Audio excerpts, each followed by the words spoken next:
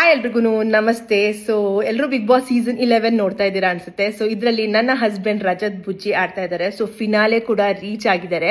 50 ದಿವಸದಲ್ಲಿ wild card entry ಕೊಟ್ಟು finale reach ಆಗೋದು ಅಂದ್ರೆ ಸುಮ್ಮನೆ ವಿಷಯ ಅಲ್ಲ. ಸೊ ಇಟ್ಸ್ ಅನ್ ಅಚೀವ್ಮೆಂಟ್ ಅಂತಾನೆ ಹೇಳ್ಬೋದು. ತುಂಬಾ ಒಳ್ಳೆ ಎಂಟರ್ಟೈನ್ಮೆಂಟ್ ಕೊಟ್ಟಿದ್ದಾರೆ. ಹಾಗೂ ಫ್ರೆಂಡ್ಶಿಪ್ ಅಂತ ಬಂದಾಗ ತುಂಬಾ ಲಾಯಲ್ ಆಗಿ ಮೇಂಟೈನ್ ಮಾಡಿದ್ದಾರೆ. ರಿಲೇಶನ್ಶಿಪ್ಸ್ ಅಂತ ಬಂದಾಗ ತುಂಬಾ ಚೆನ್ನಾಗಿ ಎಲ್ಲರ ಜೊತೆನೂ ಹೊಂದ್ಕೊಂಡು ಎಲ್ಲರ ಜೊತೆನೂ ಜೋವಿಯಲ್ ಆಗಿ ಇದ್ದಾರೆ. ಹಾಗೂ ಟಾಸ್ಕ್ ಅಂತ ಬಂದಾಗ ಅವ್ರು 100% ಕೊಟ್ಟಿದ್ದಾರೆ. ಹಾಗೂ ಕ್ಯಾಪ್ಟನ್ ಕೂಡ ಆಗಿದ್ದಾರೆ. ಸೊ ಉತ್ತಮ ಅನ್ನೋದನ್ನು ಕೂಡ ಪಡೆದಿದ್ದಾರೆ. ಸೊ ತುಂಬಾ ಕಮ್ಮಿ ದಿವಸದಲ್ಲಿ ಇಷ್ಟೆಲ್ಲ ಒಂದು ಹೆಸರು ಮಾಡೋದು ಅಂದ್ರೆ ಅದು ಸಾಧಾರಣ ವಿಷಯ ಅಲ್ಲ, ನಿಮಗೆ ಗೊತ್ತು. ಆಮೇಲೆ ತುಂಬಾ ಕೋಪ ಮಾಡ್ಕೊತಾರೆ ಅಂತ ಹೇಳ್ತಾರೆ. ಬಟ್ ಅವರು ಸುಮ್ಮನೆ ಅನವಶ್ಯಕತವಾಗಿ ಕೋಪ ಮಾಡ್ಕೊಳ್ಳೋಂಥ ಸಿಚುವೇಶನ್ಸ್ ಎಲ್ಲೂ ನೀವು ನೋಡಿಲ್ಲ.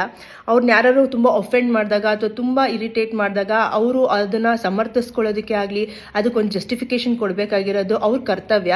ಸೊ ಅದನ್ನ ಮಾಡಕ್ ಹೋದಾಗ ಅವರು ಭಾಷೆ ಅವರು ವಾಯ್ಸ್ ಸ್ವಲ್ಪ ಜಾಸ್ತಿ ಇರ್ಬೋದೇ ಹೊರತು ಅದು ಬಿಟ್ರೆ ಅದನ್ನು ಅವ್ರ ಕರ್ತವ್ಯ ಅನ್ಸುತ್ತೆ. ಅವ್ರು ಅದನ್ನ ಜಸ್ಟಿಫಿಕೇಶನ್ ಕೊಡಲೇಬೇಕು ಆ ಸಿಚುವೇಶನ್ ಅಲ್ಲಿ. ಇಲ್ಲಾಂದ್ರೆ ಅವ್ರು ಹೇಳಿದ್ನೆಲ್ಲ ಒಪ್ಕೊಂಡಂಗಾಗುತ್ತೆ.